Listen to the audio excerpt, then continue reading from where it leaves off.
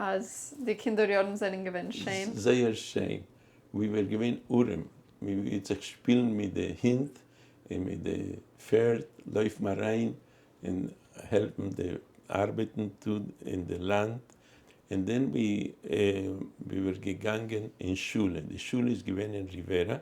Sie gewesen, und ich habe nicht geredet Spanisch bis 7 Jahren. Habe ich nicht geredet Spanisch, weil man geredet Jiddisch in der Heim.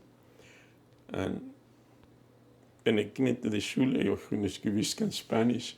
Und wenn die Lehrerin asked me, was didn't verstehen me, was ich gewesen. Und ich bin never nicht gegangen in Ghana, in a Nursery. Das ist nicht Nursery.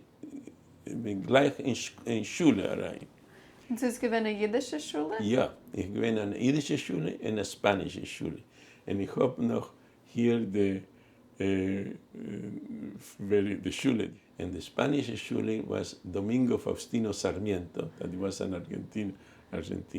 So, in the district was called Adolfo Alsina, and this is from 45.